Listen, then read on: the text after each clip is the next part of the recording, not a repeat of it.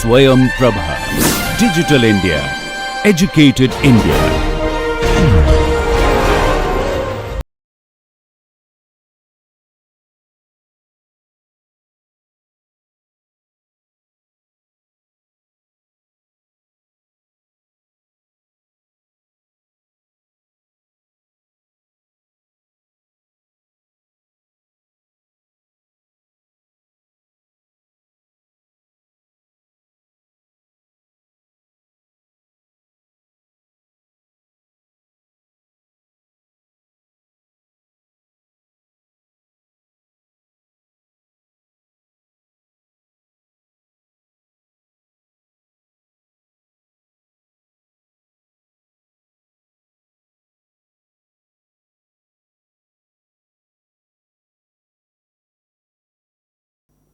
Hello and welcome to another lecture on Introduction to Machine Learning. Today we will talk about linear classification, which is a very important topic because a lot of non-linear classification also is based on principles of linear classification.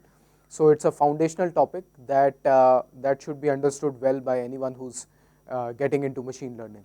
So the objectives of this module will be the following: that after the end of this module, the student should be able to write the equation for linear classification, and the student should be able to list the reasons why knowing linear classification is important, and write the Bayesian decision function and how it leads to linear classification for certain probability distributions.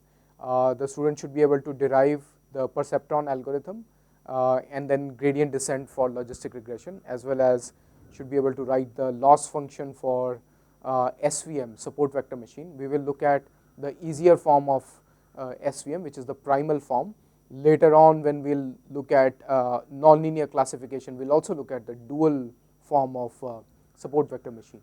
So the flow of the lecture will be roughly in the order of the objectives itself. So first let's write what is a linear classification mathematically. What is it that we are trying to accomplish with linear classification? So we'll take the easier classification problem, which is the binary classification. So let's say we have a vector x. Okay, so I'll write it as bold, and I will give it an index I. So this index I means it is for the ith training sample, and this belongs to some set of real numbers, and let's give it a dimension, and that dimension is d. Right? And similarly for each xi, I am also given a target value, and that is ti, and this ti belongs to basically it is a binary classification problem. So I will give it one of two values, so let's say -1 or +1. So this is the problem that is given, and what we want to find out is we want to find out a y, right? And let's give it an index also, and this is an estimation of ti, right? And we will model it as sine of some linear function, and that linear function is w, again this is bold, transpose x, transpose xi, okay, plus b. So this is the linear function. So now what is this sine function? This sine function is going to be either -1 or +1 or 0. So we'll ignore the 0 case because that is only for the boundary case where w transpose xi plus b is equal to 0. For all the other forms, we will either have a -1 or a +1 value. So if we plot this function, it's going to be -1 for all negative values of w transpose xi plus b, and it is going to be +1, and just here it is going to be 0. So what is the x-axis here? The x-axis is w transpose x plus b, okay, and the y-axis is the y, so that is y. Right. So we want this yi to be as close to ti as possible, and this is the linear classification function. In some cases, we will have Ti not be taken from -1 and +1, but it will be taken from 0 or 1. In that case, I will notify you when we come to those forms. It's just mathematical convenience that for certain forms of linear classification, -1 +1 is a better target value, and for certain other forms 0 and 1 are better target values, although they are easily transformable between each other. Now let's look at this function a little more carefully, and we will look at it for 1 dimension and 2 dimensions. I cannot draw more than 2 dimensions, so beyond 2 dimensions you will have to just use your imagination. All right. So let's say we are looking at the 1 dimensional case. Right. So in the 1 dimensional case, what we have is y is equal to wx plus b, right, and x is just 1 dimensional, it's not a vector anymore. So what does this look like, or sorry, it has to be sign of this. So it is basically y is equal to sine of wx plus b. So if we draw in terms of x instead of wx plus b, so let's say we have x and then we have y, right? So we have x and then we have y. So depending on value of, so let's assume without loss of generality that let's say w is greater than 0. Okay. So if w is greater than 0, then the sign basically just depends on how wx and b compare. So in some sense you can divide the whole thing by w, and what you will get is sine of, so this is same as sine of x plus b by w. So just remember this. What that means is that there is a scaling ambiguity. I can divide the whole thing by any constant, both terms wx and b by any constant, and I will get the same output. So it is customary to take mod of w as 1. Okay. So now if I have w greater than 0, then what will happen is at minus b, so let's say this is minus b, I will have a transition between -1 and to +1. Okay. And on the other hand, if I have so this is for w greater than 0. If I have w less than 0, then I will have a transition like this at minus b. Okay. I will have a transition from +1 to -1. Okay. So this is the 1 dimensional case. Now let's look at 2 dimensional case, where so here basically in 1 dimensional case the only thing is that x is being compared to some threshold. So basically what we are saying is that whether or not x is greater than minus b by w. Okay, so we are comparing whether it is greater than or less than minus b by w. Okay.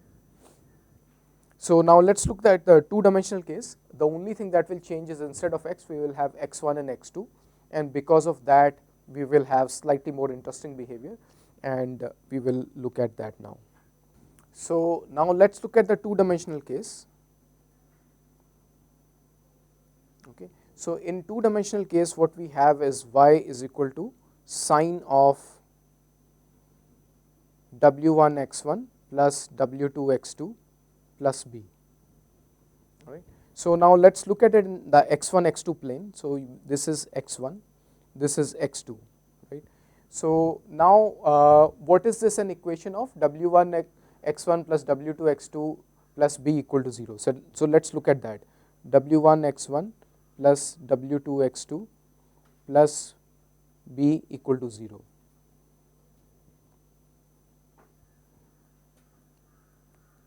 Okay. So that is going to be the equation of a line.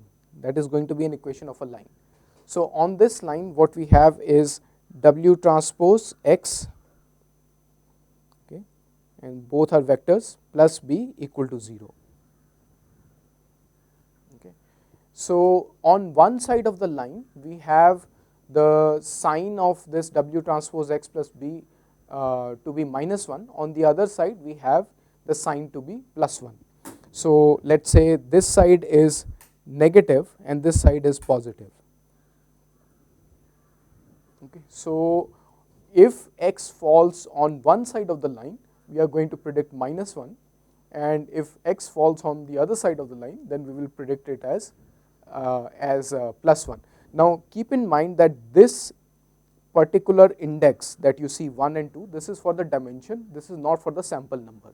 This is not the I ranging from 1 to n, this is j ranging from 1 to d. Okay. So now what is, how do we reconcile this, how do we visualize this, that W transpose x plus b equal to 0. So think about it this way, there is a vector here x, let us use a different color. Let us say there is a vector here, okay, this represents x, right, and let us take another vector which represents w. So w is going to be a vector that is normal to this particular plane. So this vector is going to be normal to the plane where it is 0, where the equation inside W transpose x plus b is 0. So this is W. Okay. So we are taking the dot product of the two, and then we are comparing it with the threshold b, and we are seeing whether the dot product is above 0 or less, dot product plus b is above 0 or less than 0. So if you notice, if you draw a parallel line here, a line that is parallel to the plane, on this line this W transpose x plus b is a constant, sorry, W transpose x is constant, and of course then plus b is also a constant. So so these are the constant contours, anything that is parallel to the line, these are the contours of constant W transpose x, and consequently also contours of constant W transpose x plus b. So as we go along one direction, we will be increasing these, as we go along the other direction we will be decreasing these, and at some point they will be 0, which is precisely at the boundary, which is the green line. Okay. So again, just like with one dimensional case, there is an ambiguity in the output if we change the scale of w and b together. So we can scale both w and b with the same factor and we will get exactly the same function as far as the sign is concerned. So what we will do is we will take the assumption that mod of w is equal to 1. So that means this is going to be a unit normal, w is going to be a unit normal from the plane, the dividing hyperplane between the positive half space and the negative half space. So these are called negative half spaces and this is the positive half space. So basically your classifier line, the classifier decision boundary is dividing the entire space into two half spaces.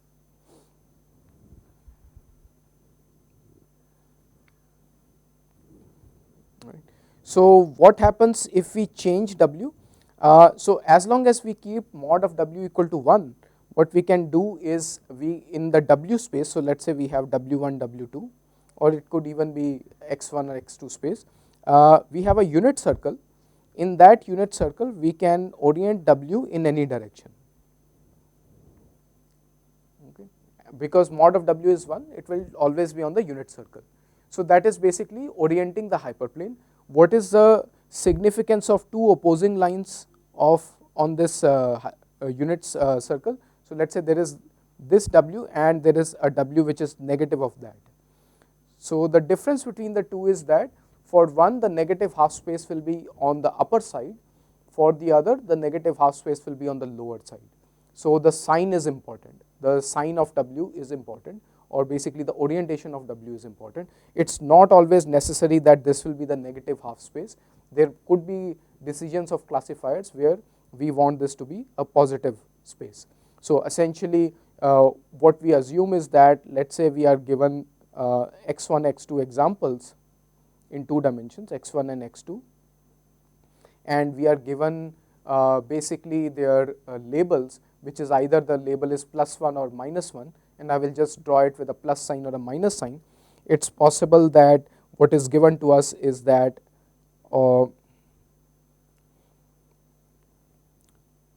these are all the positive examples, and then I am also given some negative examples.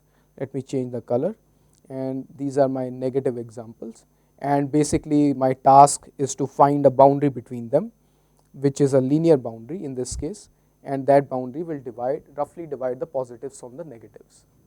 Okay. So in that case, now my W will be pointing in this direction, because it will always be pointing towards the positive side of the dividing hyperplane.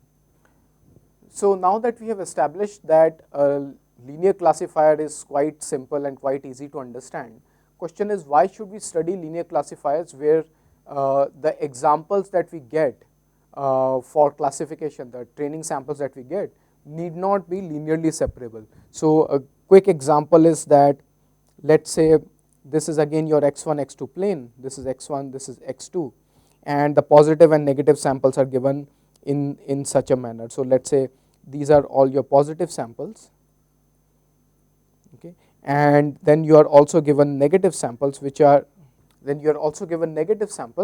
but let's say they are on two sides of this set of positive samples. So now I cannot draw any linear hyperplane that can separate these two. Anything that I draw, let's try to draw some hyperplanes. So let's say I draw this plane or whatever plane that I try to draw, it will misclassify some points. Some points will fall on one side where they should not be falling. So it's very difficult, and it's impossible in many cases to actually get a dividing hyperplane. So what is a hyperplane? So if you have, in general, if you have n dimensions, then it's a n minus 1 dimensional surface, a linear surface within that n dimensional space. So for example, in 2 dimensions it will be a line, in 1 dimensions it will be a single threshold, a point, in 3 dimensions it will be a 2-dimensional plane with different orientations. This linear hyperplane need not always be able to classify or perfectly divide the positive and the negative samples. So we are not even talking about more complex cases where we have more than 2 classes.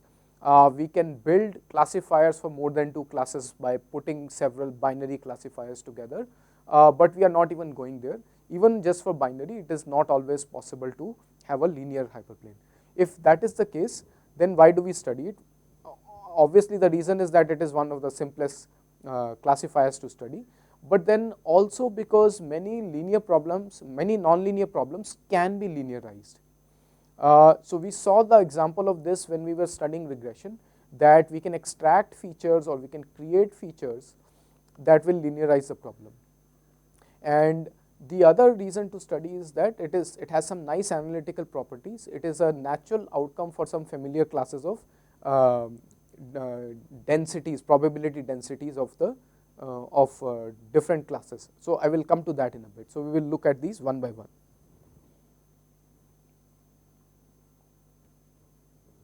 Okay. So how do we linearize nonlinear problems? We can do several things, such as increase the number of features, or we can extract features that are linearly separable. So for example, let's look at the case of adding new features. So if we look at this particular case where all the positive samples are close to the origin,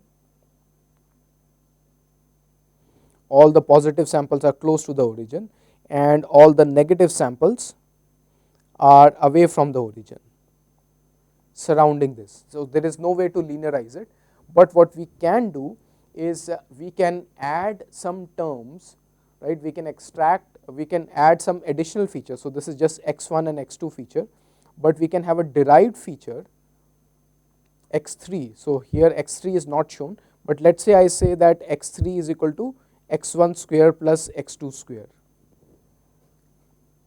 okay, or I can take the square root of that.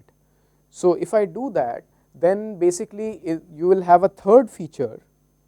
In the third feature, these points will be closer to the origin.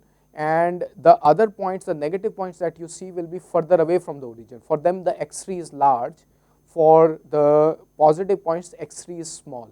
So I can now have a threshold in x3 that can divide the set of training points into positive and negative labels without any problem. And these positive negative labels could be anything, for example cats versus dogs, or loan defaulters versus those who would pay the loan back, etc. It depends on the domain. So we can linearize the problem by increasing the number of features by adding new features. So for example we can add interaction terms, which is we can add variables such as x4 is equal to x1 times x2, or we can add kernels, for example the one that I just showed here. So there are different ways of adding features that can linearize the problem. Another way to linearize the problem is to use pre-trained neural networks. We will come to that in a bit. Okay.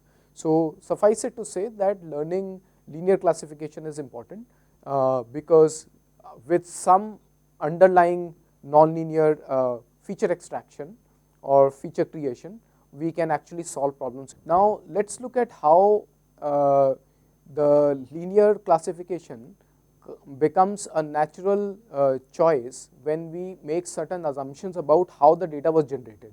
So before we do that, I want to show you a model of data generation. So let's say we have two classes, and the classes are, let's say, cats versus dogs. So I will just call them C1 and C2. Okay, so I have class C1 and I have class C2. Okay, so let's say this is cats and this is dogs. Right. And because and for these classes I am going to extract, I will measure some features. For example, let's say slant of the eyes, or the size of the relative size of the nose compared to rest of the face, and so forth. And based on that I should be able to classify between cats and dogs. So I have a class variable C, and this class variable can be either C1 or C2. All right. So given this class variable C, okay, I will draw a graph. So graph has vertices and edges. It's a directed graph, and based on that I will generate the variable x, which is what I measure. And let me make it bold because it's a vector. Okay. So this is class Ci will generate xi. So what that means is, first I toss a coin, and when the coin shows tails or heads or cats or dogs, based on that I generate a picture of the or the feature vector of the cat or a dog. Okay. So that's a generative model, and we assume that the world works that way. However, what we are interested in is not the generative part, we are interested in the discriminative part. That means given x, what is C, right? So basically what we are interested in is that we want to find out P of C given x, whereas the way the world works, or the way we can easily model the world, is to have a prior probability over C. That means what is the relative prevalence of cats versus dogs, and given the class, how do the features of the cat or the dog look like. So what is P of x given C, right? So how will we do that? So let's say we are given a training data, we separate the training data into cats and into dogs, and we form a model of what does the distribution of x, if it was taken only for cats, looks like, what is the distribution of x given only if we look at the dogs looks like. And based on that we have P of x given C. So P of x given C is equal to 1, P of x C given C is equal to 2. All right. So now we want to reverse engineer, and we want to find what is the probability that given a feature vector, whether that is coming from class 1 or class 2. So we will use Bayes' rule of probability. What we will say is that it is P of x given C times P of C, right, and divided by P of x. All right. So in other words, what this is it is likelihood times the prior divided by the evidence. So what is the evidence? Evidence does not change between class 1 and class 2. It is what is given to us anyway. So what we are actually trying to do is we are trying to measure the ratio of the two classes, probability of two classes given the data, which is we are trying to measure P of C1 given X divided by P of C2 given X. And this division we are going to measure whether it is greater than 1 or less than 1. If it is greater than 1, then we can make a decision in favor of class 1. If it is less than 1, then we will make a decision in favor of class 2. And so this is going to be P of what is the likelihood that the data was generated assuming class 1 times the prevalence of class 1 divided by what is the likelihood that the data was generated assuming class 2 given prevalence of class 2. So why are we using the prevalence? Because it's possible that if we want to be overall right, we might want to bias our decision in favor of the class where more samples are present. Right? This does not always work out because sometimes the risk of misclassifying one class versus another is greater. So for example, if we are looking at cancer screening, then missing cancer might be a bigger risk than calling someone a false alarm that someone has cancer, because if we miss it, then we will not treat it.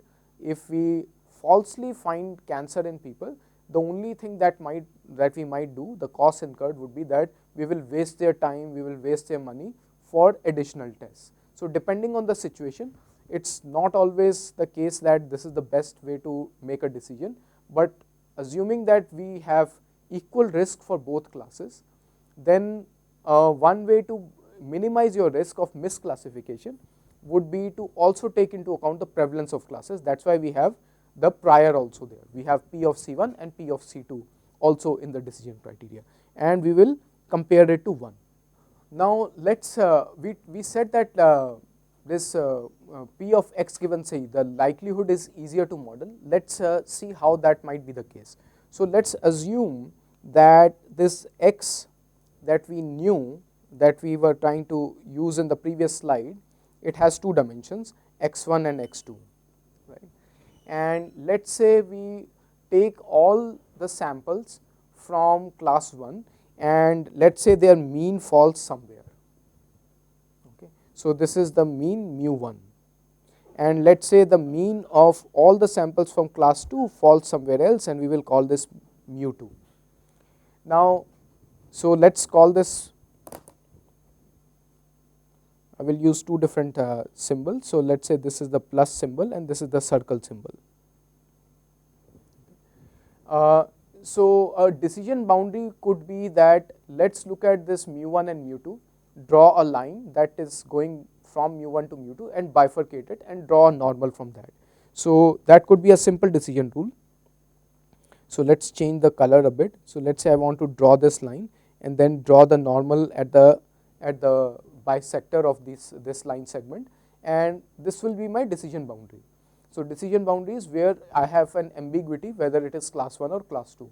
So we won't take degenerate cases. We can always have a arbitrary rule to classify between class 1 and class 2 if the point falls exactly on the decision boundary, but the probability of that is 0. So what we will assume is that we are not worried about the decision boundary, we are only worried about points falling on one side or the other side of the decision boundary. So here a simple decision rule could be that anything that falls closer to mu1 is going to be classified as class 1, anything that falls closer to mu2 is going to be classified as class 2. So here this 1 and 2 is not the dimensions, these are the classes C1 and C2. However, is that optimal, and is the decision boundary, should it always be linear? So that now let's look at that little more carefully by making some assumptions on the decision boundary, on the class conditional density. What is class conditional? That is the probability distribution of x as a vector given, let's say, class C1, and the probability distribution of x given C2. Okay, so let me Let me erase this because I don't know whether it is ideal or not, and let me change the color of the second distribution and use a different color. So P of x given C2. Alright. So now let's look at P of x given C2, and let's assume that these are dogs that we talked about and C1 is cats. Okay, so this is mu2. So let's assume that this is a Gaussian distribution, and the Gaussian distribution, its equal probability contours look like this. On the other hand, if we look at mu1, let's change the color a bit. So this is mu1, and let's assume its contours of equal probability look like this. Okay. And they are both modeled as Gaussian distributions, and as you know that the Gaussian distribution, its contours are going to be elliptical, and the slope of the ellipse depends on the covariance matrix. So what is the formula for the class conditional distribution? So P of x given Ci, I could be 1 or 2, okay, is going to be, and I am going to do this in d dimensions,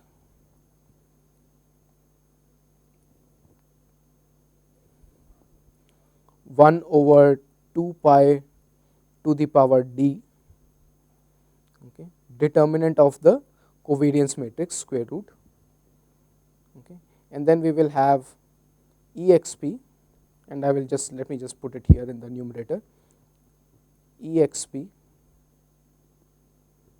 okay, and here I will have minus half x minus mu I, or let's use j for class, I for sample point. So x minus mu j, okay, transpose sigma inverse x minus mu j.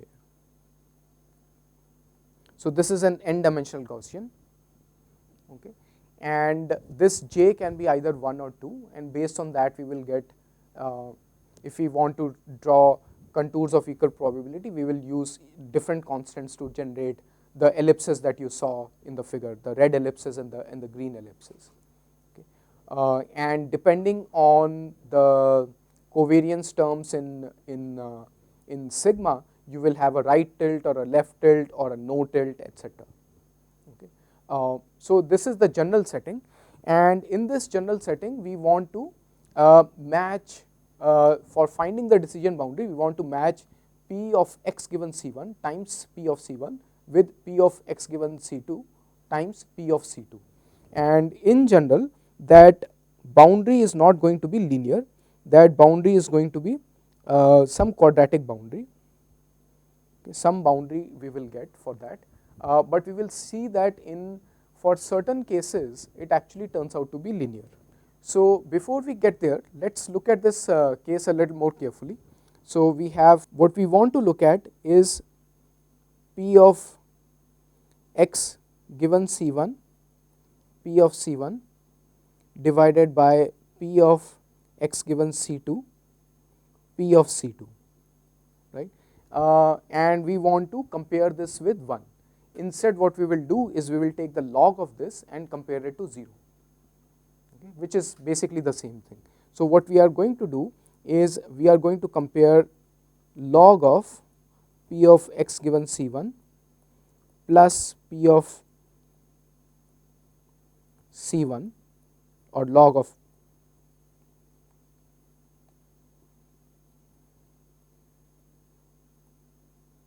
minus, right, so this minus log of P of x given C2 plus log of PC2, and we will compare this to 0. If it is greater than 0, then we will make a decision in favor of C1. If it is less than 0, we will make a decision in favor of C2. Okay. So this is the general setting. Now you can see where I am getting at. So we want the certain terms to cancel out, and those terms can cancel out for a particular case where, so let me go back here. This was actually, there was a index j here, okay, that is for the jth distribution. So this one has sigma 2 and this one has sigma 1. So going back here, you can see that this the constant that you have outside, right? So this constant that you have, this constant can cancel out if sigma I and sigma j are equal. Okay. So that is an assumption we'll have to make. It may not always be true, but if sigma 1 and sigma 2 are the same, that means the contours are shaped the same way, they are tilted the same way, and they rise the same way, then we can not worry about this constant, because you will take the log of this constant on and they will cancel out because of the negative. So in case when the variance are the same, so basically the decision that we have to make is the log of let's look at p of x given c1 plus log of p of c1 minus log of p of x given c2 log of p c2, right. So here this will be equivalent to the constant will vanish from both sides because of the negative sign, and what we will get is log of the exponent, which will give us minus half x minus mu 1 transpose sigma 1, sigma is the same for both, so sigma inverse x minus mu 1, right, plus this is a constant c1, I will just call it constant k1, okay. So this term is k1, and then minus similar term for with mu 1 and sigma, right, x minus mu 2 transpose sigma inverse x minus mu 2 and then minus k2. Okay. So what we can see is that this is going to be a straight line, because we made the assumption that sigma 1 is equal to sigma 2 is equal to sigma. This is the assumption.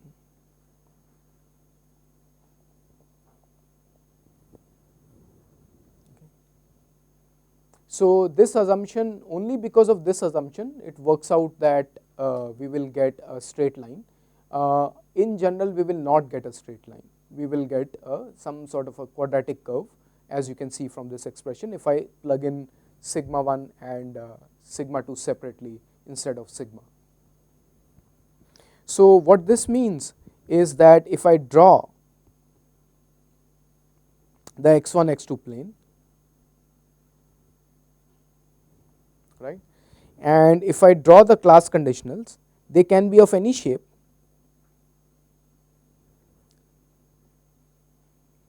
So they can be of any shape as long as they have the same shape for both classes,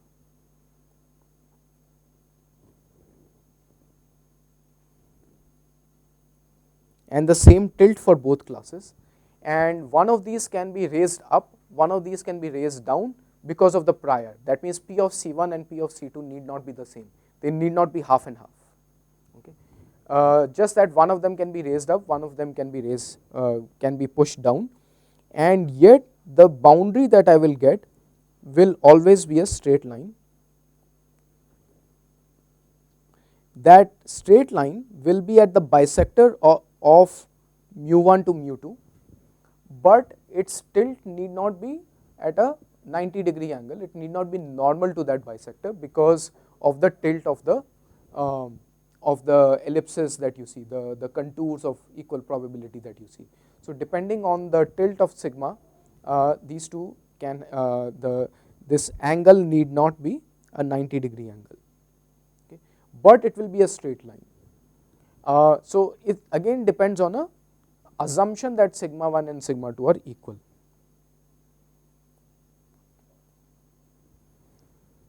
So how do we build this Bayesian classifier? So if we have to write the steps will be the following.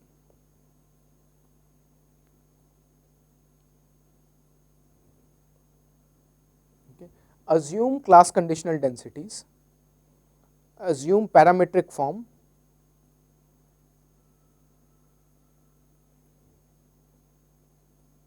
of P of x given Ci. What does that mean? That we will model it as a Gaussian distribution, or we will model it as a uniform distribution, and we will assume that sigma is fixed or sigma is not fixed, etc. Right? So we can model it in different ways. So once we have modeled that, right, we assume the parametric form, and this assumption has to be correct, or it has to be nearly correct. If the assumption is bad, then your classifier is not going to be correct. Then so let's say set P of Ci is equal to Ni over n. What does that mean? Count the number of dogs and count the total number of animals in your training data, and assume that the fraction of dogs that you see in your training data is actually the prior probability of seeing dogs. Right? So that is what you will do for all the classes. And then third thing that you will do is you will look at you will find the parameters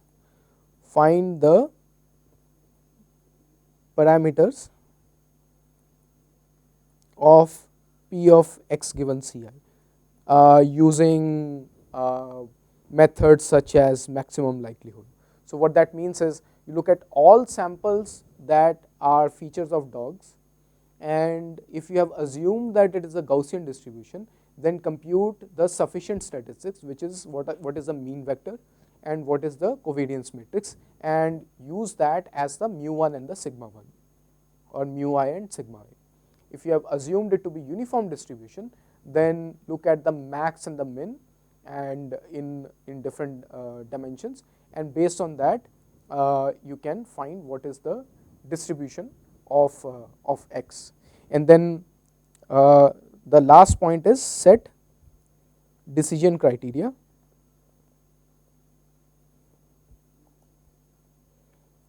that y is equal to arg max over I, right? It's the arg max over I of P of x given Ci times P of Ci, argmax of P of x given Ci, P of Ci. So this is over all I, right? So here I is the class, I is not the training sample, x is the training sample. So we will compute this expression P of x given Ci times P of Ci for different values of class index, and the one that gives you the highest value, we will say that the predicted value is that. So here we have taken into account even those cases where we need not have a decision boundary that that can separate the 2 points, but probabilistically we will get a good answer. So let's take a look at this. So let's say we have the x1 x2 plane again, right, and we have contours for one class, and then we have contours for another class. Now let's say the decision boundary is the following, right? The red line is the decision boundary. Now because it's a probability distribution, and let's say assume that it's a Gaussian distribution, there is a non-zero probability that even for class 2, right, some of the points will actually be on the other side. There's a very small probability, most of the points will be close to the mean, but there is a small probability that they can be on the other line, on the other side of the line. Similarly here we can have there is a small probability that we can have points on the other side. So we can have points on the other side, although most of the points will be close to the mean. But probabilistically we have ensured that we will make the correct decision most of the time by using the Bayesian criteria, although it need not always be the case. To look at it in one dimension is more instructive sometimes. So let's say there is one distribution one distribution that looks like this, and then there is another Gaussian distribution that looks like that, right? And we can bump one of these up and we can bump one of these down depending on the prior probability, which is P of Ci. So based on that we can bump one of these up and down, and based on that we will get a decision threshold, and that decision threshold will be where the P of x given C1 is equal times P of C1 is equal to P of x given C2 times P of C2, right? Now for these one dimension distributions, you can also assume that you have a distribution like this and you have another distribution with a wider sigma. So we can, or a narrower sigma. So let's say we have another distribution with a narrow sigma, and both of them can have the same mu. So here you can see that the boundary is going to be is not going to be a linear boundary, because in this narrow region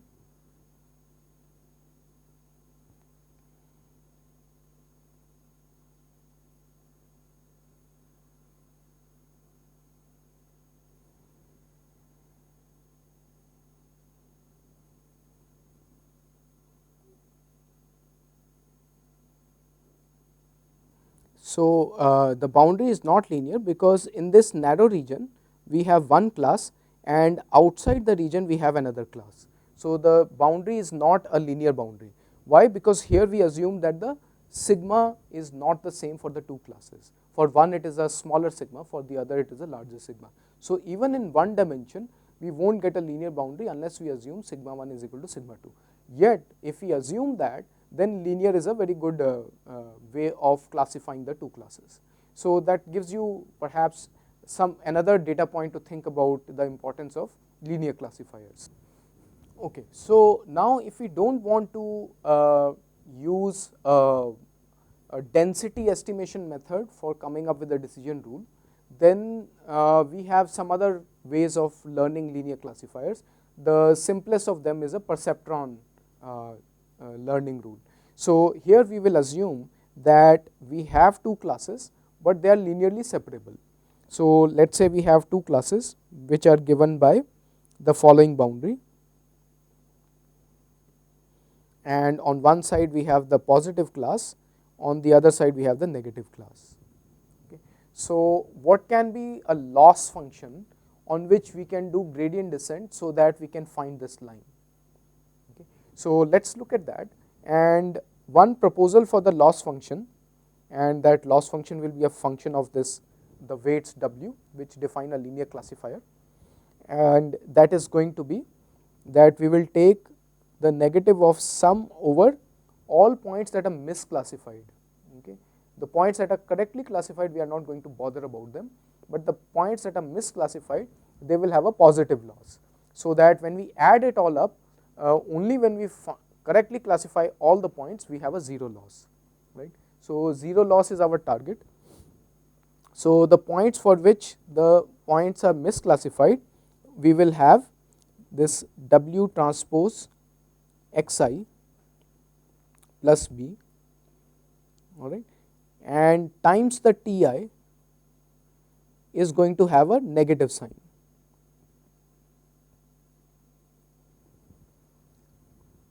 So here I belongs to set of misclassified points. I is only the misclassified points.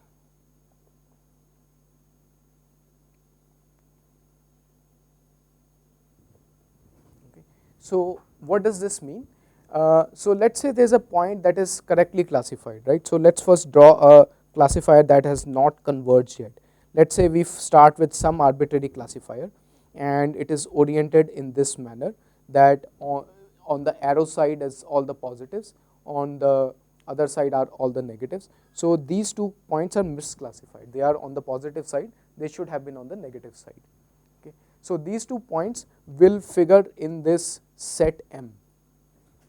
Okay. All the other points that you see will not be in the set M, and for these points, here this multiplication with Ti takes into account whether they fall on the right side or the wrong side. So what that means is that if uh, if we have this W transpose I, right, W transpose xi plus b, this has to be greater than 0 for positive labeled points and less than 0 for negative labeled points. So how can we ensure that we don't deal with a positive sign and a negative sign? We neutralize the sign by multiplying it with Ti. So when Ti is -1, then we multiply the W transpose xi plus b, which is on which side of the plane they fall. So here they should fall on this side where they are negative, right? And when we multiply the two negatives, we will get a positive, right? So and that will be the same for misclassified points that have label +1. So this multiplication by Ti takes care of the label on. So basically you can think of this yellow line as a mirror, and we are folding both sides onto one side of the mirror, okay, the negative side and the positive side, by multiplying it with Ti. So once we have folded it on one side, then we just have to ensure that everything falls on the right side of that mirror. The signed distance, so Ti is the signed distance, that signed distance falls on the right side of the mirror. Okay. So for this, now you can see that if M is empty, if there is no misclassified points, then the loss is going to be 0. For any misclassified points, the term inside the summation is going to be negative, and because of the negative sign outside the summation, the whole contribution will be positive. So that means you will have a high loss. So for misclassified points, you have a positive high loss. For correctly classified points, you have a 0 loss. And based on that, achieving a 0 loss is a good idea to classify all the points correctly. However, it will stop doing any adjustments to the hyperplane the moment we are able to classify all the points correctly. Okay. And if the points are not linearly separable, we will never be able to have 0 loss. Okay. So let's look at it a little more carefully now. That here, if you think about what is this W transpose X,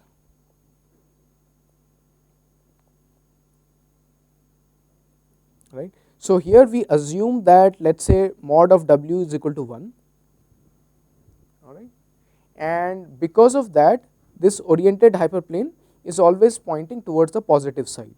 So here this mod of Wxi plus b is going to be greater than 0 for positive points, and then multiplied with Ti is equal to +1, it will be a positive number, but it will not figure in M because it is correctly classified.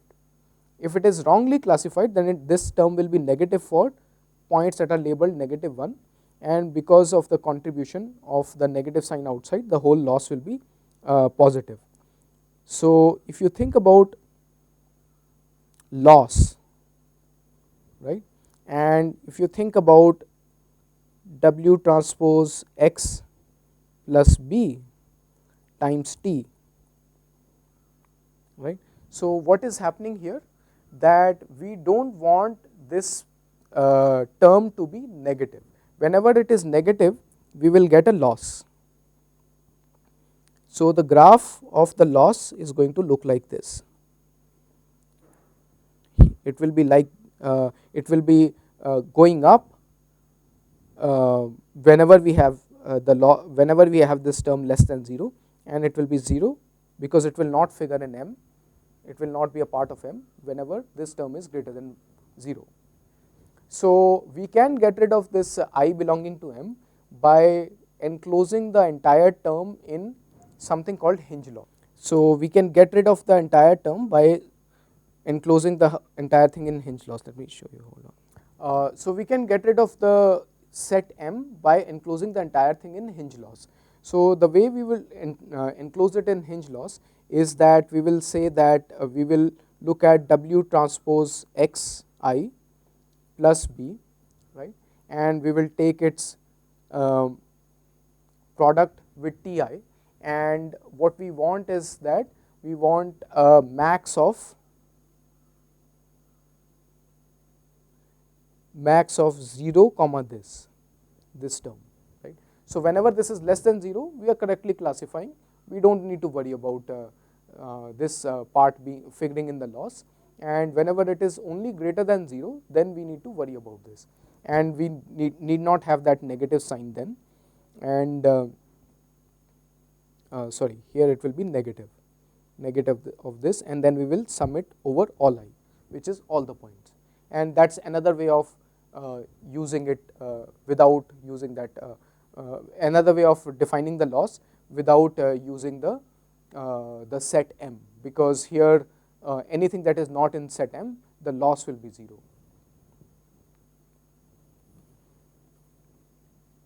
Okay. So how can we do gradient descent on this? So first of all, before we do gradient descent, let's first figure out that this loss is a convex function.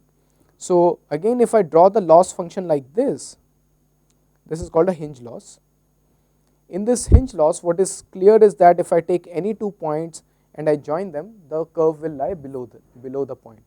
Although the gradient at the origin is not defined, the subgradient is defined.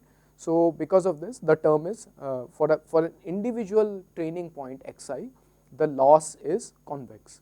Now when I add the loss for all the training points, because I'm adding them with a positive constant plus 1, right? So the addition of convex functions, a positive addition of all the convex functions, is also convex. So the entire loss function is convex, and I can do gradient descent on that. So when I do gradient descent, then my weight update is going to be the previous weight minus eta times the gradient with respect to W of the loss, okay, which in this case will turn out to be, here it will be now plus eta times. Now again that term will figure where you are including only the terms in M, okay. So we will have xi ti where I belongs to M. M is the set of misclassified points. Okay. So this is the perceptron learning algorithm that will lead you to the minimum loss, and it will stop adjusting as soon as all the points are correctly classified. So this assumes that you have linearly separable problem. Now the solution that you will get in x1 x2 space, if it is a linearly separable problem, so let's say if all the positives points are on one side, all the negative points are on one side, you have an ambiguity of multiple solutions that you can reach, all of which have 0 loss. Not the last one.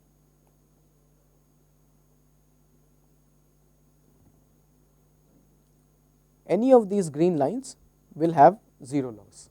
So we have infinitely many solutions when we have a linearly separable problem with perceptron. So now that we have looked at perceptron learning algorithm, let's look at logistic regression, and for that what we'll do is we will go back to Bayesian decisions. So as we talked about this earlier, in Bayesian decisions we are trying to look at the ratio of two probabilities, and if we take or the difference of logs of two probabilities. So let's look at how that leads to logistic regression type of equation or expression, and then how do we minimize that. So first we will define we will define a variable a for a binary class classification as the ratio of log odds. Okay. So this is going to be, or the log of the ratio of odds. So this will be log of P of x given C1, P of C1 divided by P of x given C2, P of C2. All right. So what we can see is that what we want to estimate is P of C given C1 given x, right, and that is based on the Bayesian decision criteria, right, and that is so this will come out to be sigma of A, where sigma is the logistic function, which is 1 over 1 plus e to the power minus A. So this you can easily derive and see that these, if we plug in this particular value of A, what we will get is P of C1. So in particular what we will get is P of x given C1, P of C1 divided by P of x. And what is P of x? P of x is sum over I. So let's just call it I. So I P of x given Ci, P of Ci. Okay. So here we will have both the terms will be added in the bottom for C is equal to 1 and or I is equal to 1 and I is equal to 2. So these two are equivalent. So this term that you might have seen before, this expression that you might have seen before is precisely the expression for probabilities of a particular class given the feature, right. If we model A as the log of the ratio of their odds, okay, and it also takes into account their priors. Now here you can notice that this A is still not a linear function of x. So how do we get a linear boundary? It will be a linear function of x if P of x given C1 and P of x given C2 are Gaussian distributions and both have the same sigma. So we can solve for an optimal decision boundary where the two covariance matrices are the same using this logistic expression, and we can interpret this as probability of a particular class given. So now let's look at how we will do gradient descent for logistic regression. So for that, let's first look at what is the probability. So to derive the gradient descent for logistic regression, what we need to do is we need to look at P of the T vector. T vector is all the training points that are given to us, and here the training vector is given in form of zeros and ones, not in terms of minus ones and plus ones, because it just the math works out easier, we will see in a minute. So P of the T vector given the weights, okay, and we want to maximize this particular term for all the components of the vector. So now what is this going to be? This is going to be, we will take the product because of the IID assumption of I going from 1 to n, all right, of the individual probabilities, and those individual probabilities are precisely what we outputted, right. So the sigma that we had computed, the sigma of A, is actually the yi. So we have yi, all right, and why will we have yi? Only when t is equal to 1. So yi to the power ti, and then we will have 1 minus yi to the power 1 minus ti. So what does this mean? That when t is equal to 0, then only this term will matter. When t is equal to 1, then only this term will matter. Only yi will matter. When t is equal to 0, only 1 minus yi will matter. So because we are looking at a binary classification case, what we have is that either we are trying to maximize the probability of the class being 0 or the class being 1, right, and the probability of class being 0 is 1 minus the probability of class being 1. Okay, so what is yi? Yi is the probability that ti is equal to 1 given xi and w. Right. So now if we take a log transformation of this particular expression, we will get summation for all training points. Now why do we take log transformation? You can see that the log transformation is a monotonic transformation, because of which the convexity property will not change, but we will get an easier looking term that we can work with, which is a summation term as opposed to a product term.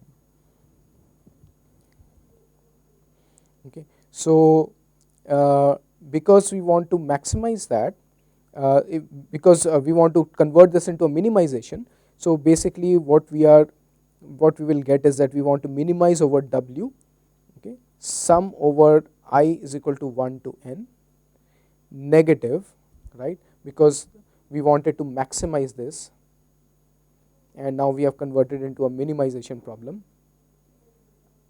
Okay, and here what we will have is the power will come down, Ti log of yi, okay, plus 1 minus Ti log of 1 minus yi.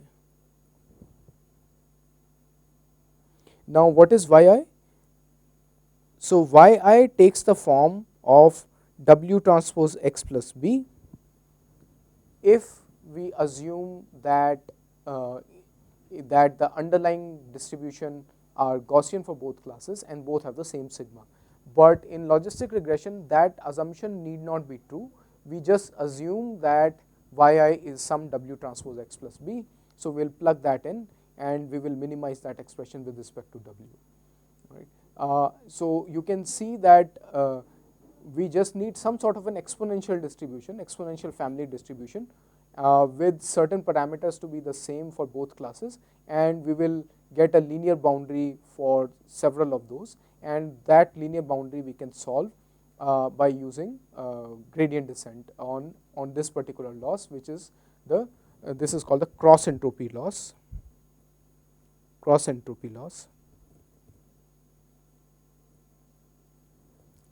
Between Ti and yi. So think of it this way, that Ti is a distribution, it's a very peaky distribution. So if you have Ti, it's either 0, completely 0, and there is nothing at 1, or it is completely at 1 and nothing at 0. Whereas yi, it's a Bernoulli distribution, and yi can be an estimate which can have slightly different probabilities at 0 and 1. These probabilities need not be exactly 0 and exactly 1. So for example, this could be 0.8 and this could be 0.2, right. So this is yi, probability of yi, or yi distribution, and then this is Ti, right. So now what we can think of it at this way, that we are trying to bring the other distribution closer to the T distribution, the y distribution closer to the T distribution, and for that we are looking at the cross entropy between the two, and we are trying to minimize that cross entropy. That means there should be no surprises in y given T. Okay. So what is the cross entropy between two distributions P and Q? If we have two distributions P and Q, basically we are taking the integral of log of Q with respect to P and then dx. So these are both distributions of x.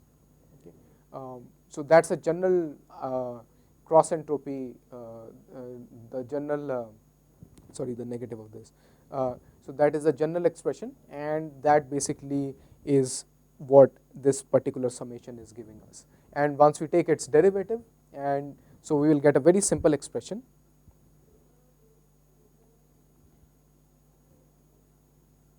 So the derivative that we will get is this derivative of log of W, the derivative of loss of W is going to be something as simple as sum over I, yi minus Ti, okay, times xi.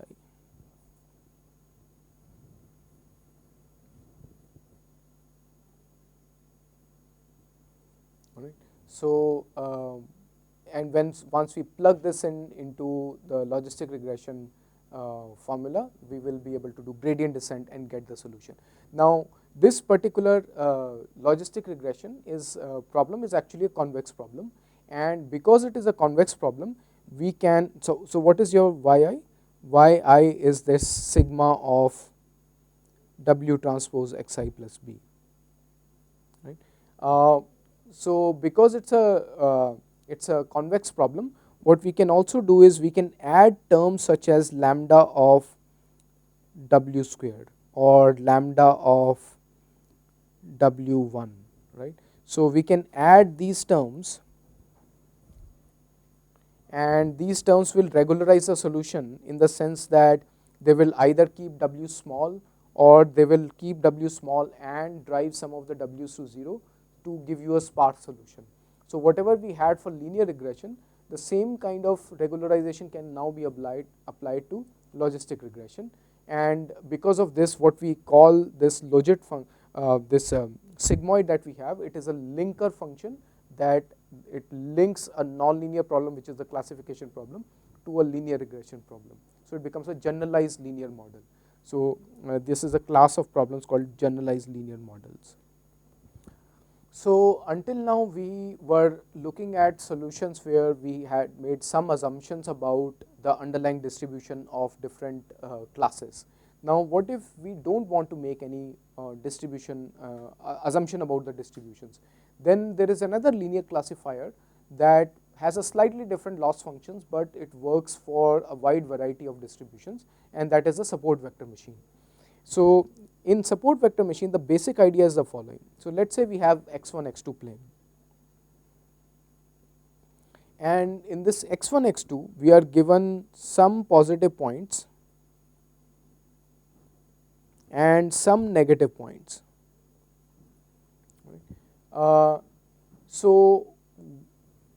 Basically what we are trying to do is we are trying to minimize something called empirical risk.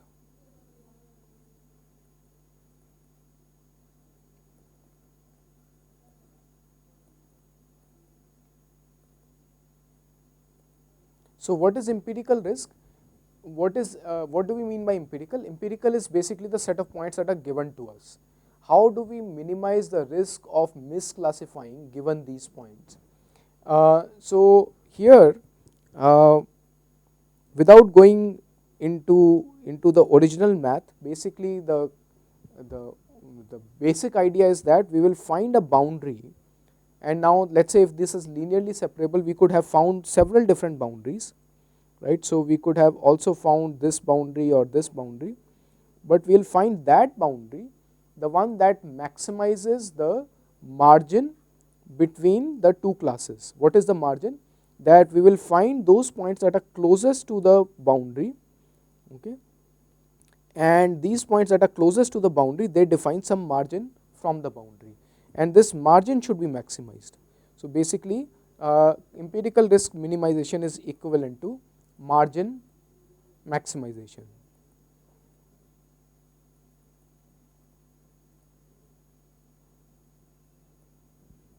Okay. So how do we do margin maximization? We'll come to that in a bit, but now let's look at it a little bit more carefully.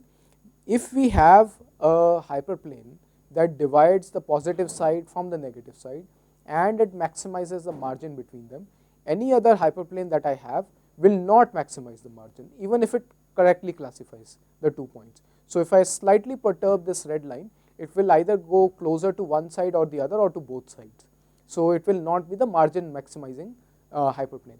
So now compare this to perceptron, where we did not have a unique solution as long as we could have a correct classification. Here we will have a unique solution, and that can be shown by showing that this is a convex problem, which we will come to in a bit. And now here the other thing to note is that once we have maximized the margin, I can actually have other points that can change the shape of the distribution. So let's say I add more negative points, and I can add it in this shape,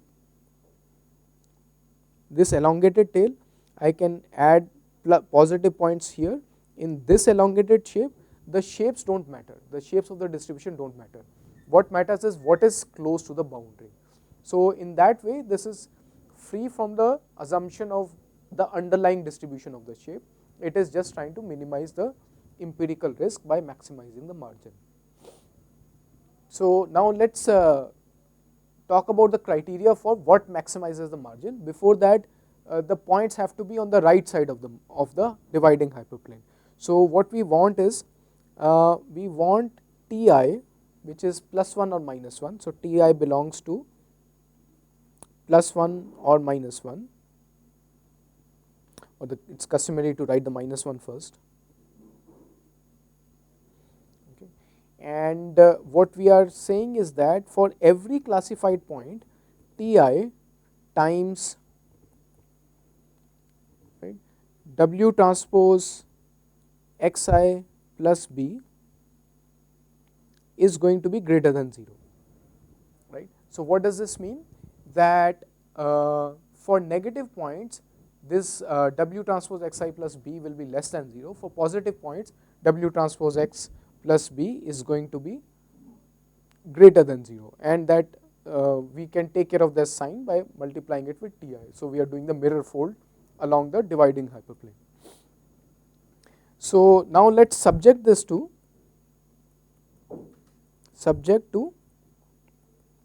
mod of W is equal to 1. Okay, so that we take away that ambiguity.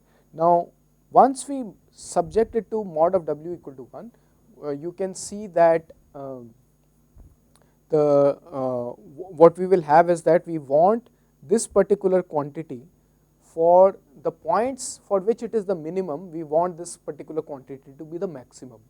For which points will it be the minimum? The ones that are closest to the hyperplane, the dividing hyperplane, the decision boundary, where this expression is 0, right? So we want to, so basically we have a form of an optimization now. We have arg max W comma b, right, 1 over W bar. So if we don't have mod of W equal to 1, we can have 1 over W bar, or 1 over mod of W, minimum over I, okay, Ti times W transpose xi plus b.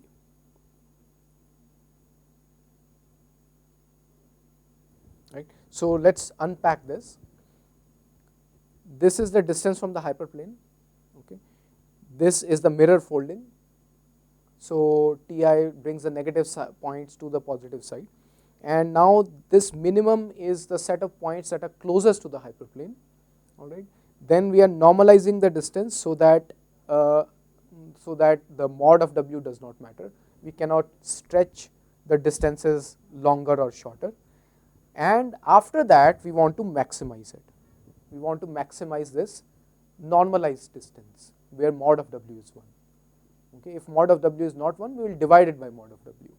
So this is one way of solving this problem, and once we solve this problem, we will get W's and B's that will give us the support vector machine. Right. So I will tell you what is support vector in a bit. The other way of doing this, okay, so here the second way of doing it is saying that either we keep mod of W equal to 1, or the other way is that if we don't keep mod of W equal to 1, we keep the margin equal to 1. Okay, so let me draw this first. So let's say we have a dividing hyperplane. This is the dividing hyperplane, this is the positive margin, this is the negative margin.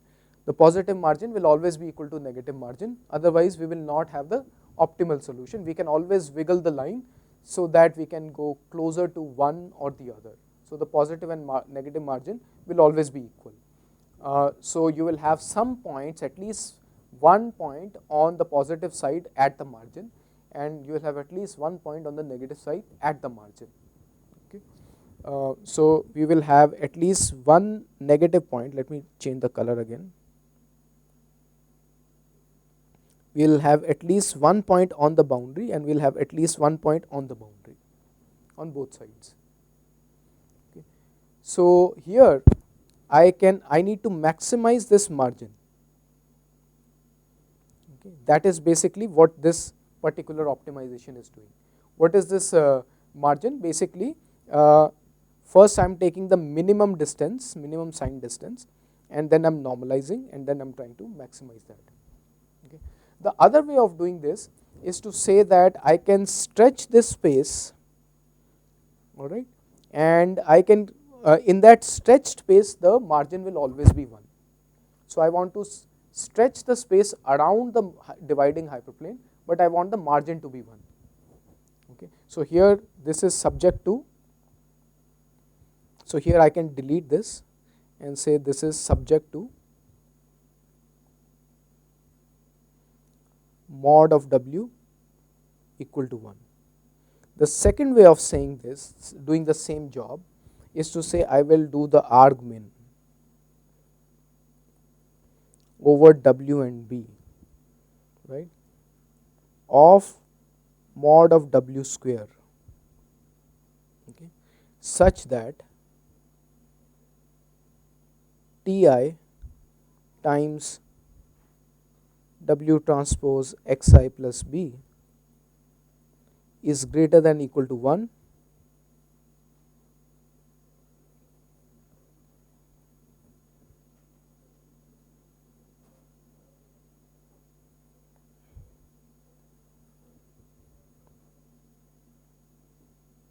is greater than equal to 1 for all I.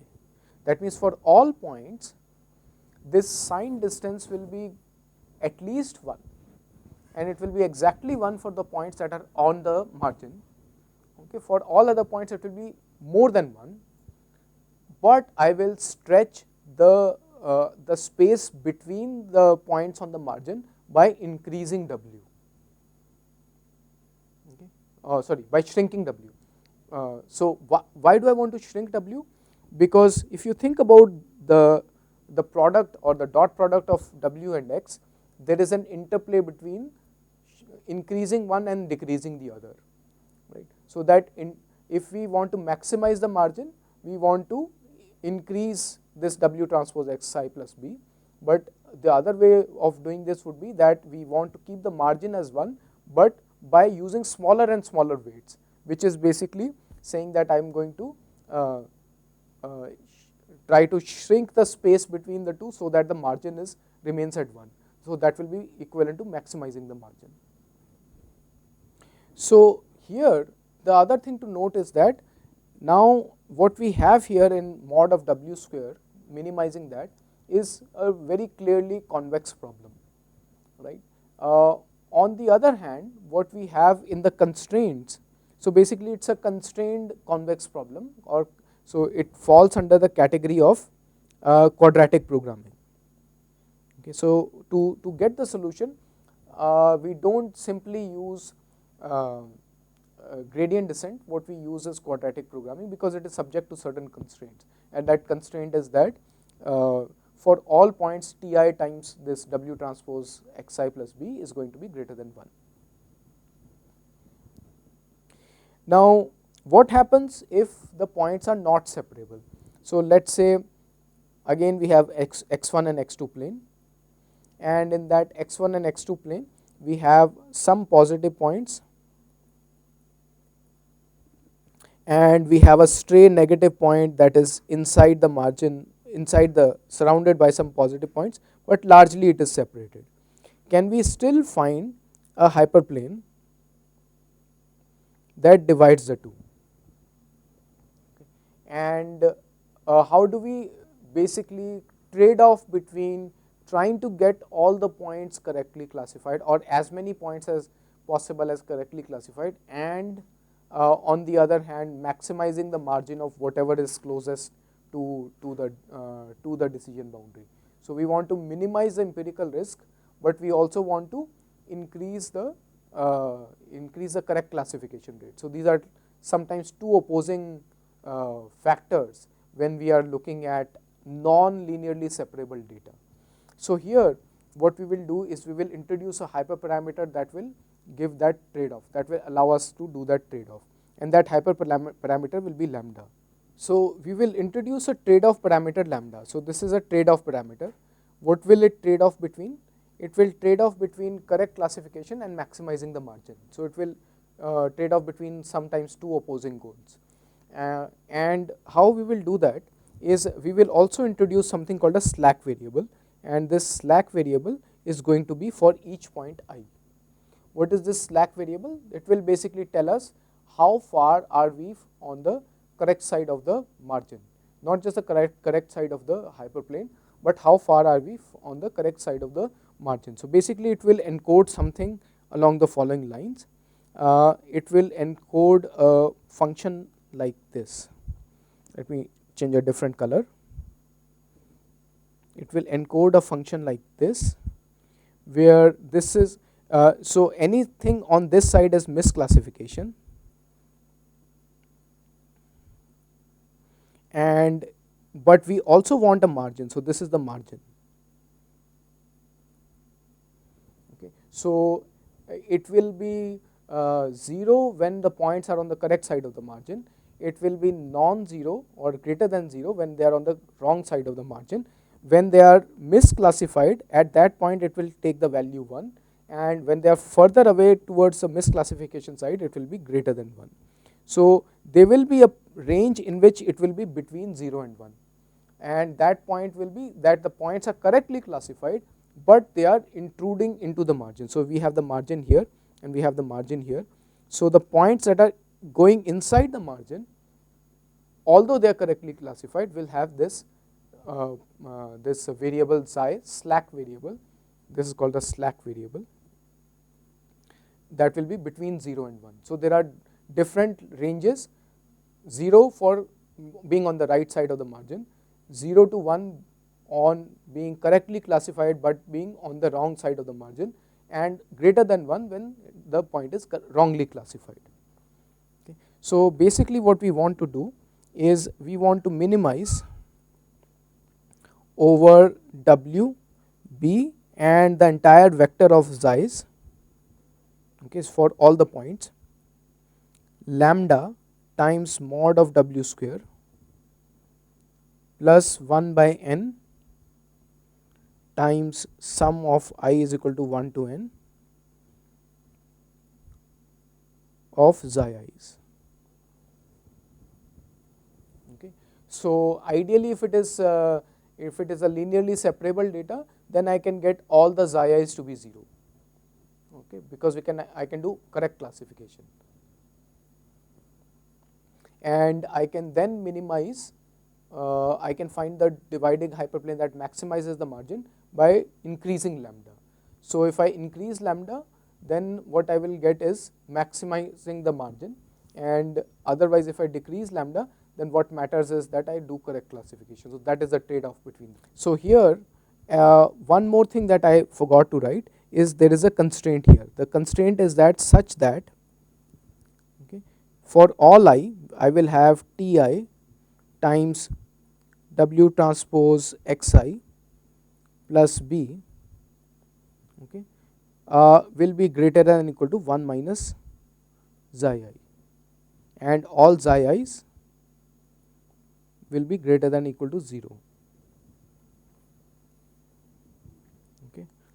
So this is same as saying that I want to minimize over W and B, find the solution by orienting the hyperplane by changing W and B such that I minimize the following loss function, which is lambda times mod of W square.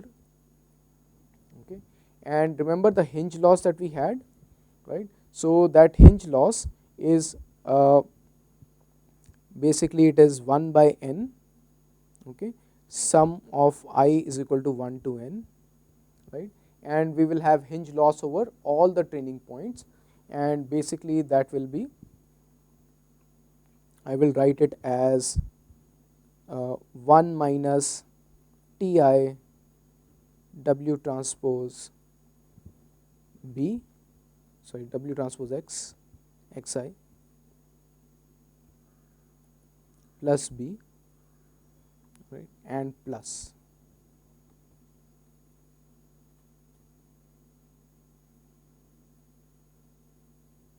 So what is this plus? Plus means that it is a, so if I have some variable, let us say A, right, A plus is equal to max of 0 comma A. That means if only if it is greater than 0, then I will keep it. If it is less than 0, then I will just keep 0. It is also called ReLU, rectified linear unit, ReLU of A. Okay. And its graph, as you can imagine, is on this side, it is its graph is going to be like this, that it is 0 if it is negative and it is identity when it is positive. Okay. So that is also, so we have incorporated it here in such a way that we are trying to model the following function, right, what we showed earlier.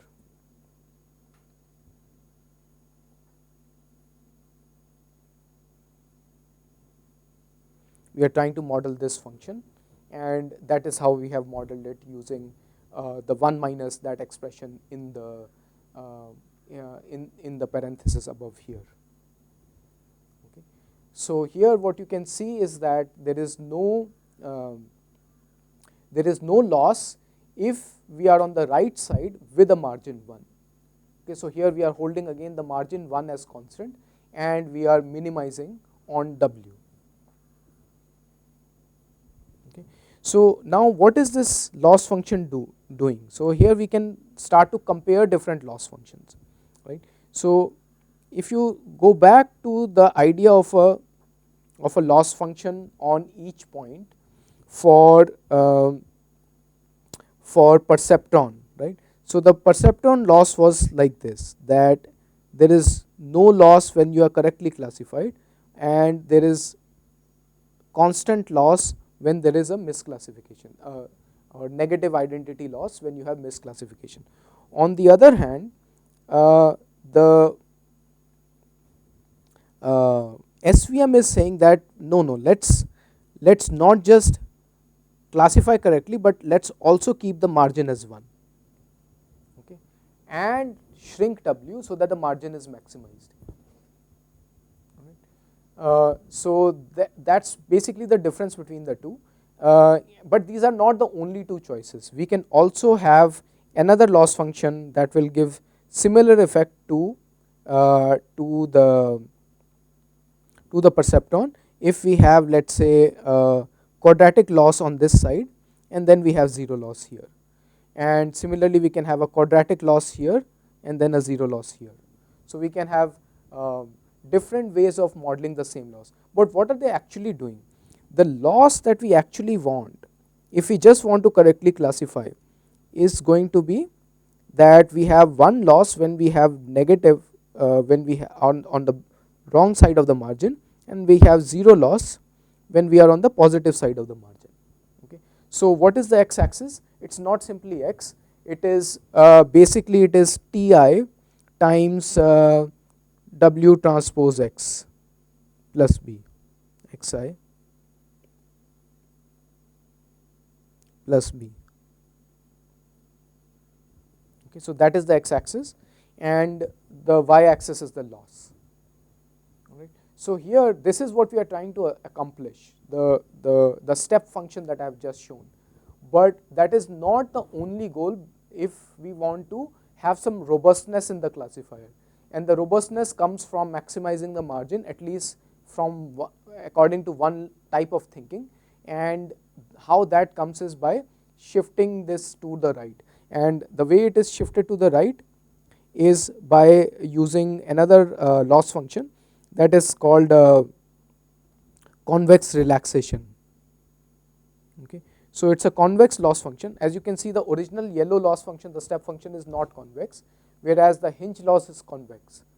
So this hinge loss is a convex function, and it, or at least a constant times that, is going to be always greater than equal to the loss that we want, and it will also have the property that it will give you, for correct solution, it can give you 0 loss. So instead of that, we can have another convex relaxation where the negative on the left hand side of -1 we have a quadratic function, just like I have drawn in the other figure. So there are different possibilities that are there for formulating your loss function, and they all have different behavior.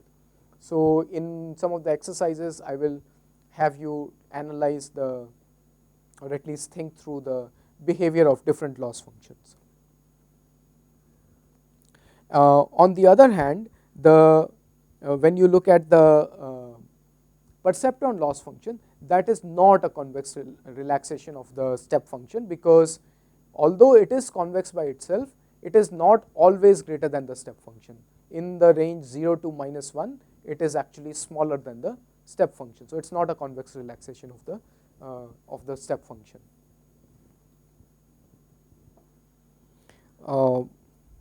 The other thing about losses is that if you remember the L1 loss that we had on the weights, right? Here we are talking about L1 loss, not L1 loss, but a hinge loss on the on this particular term, right?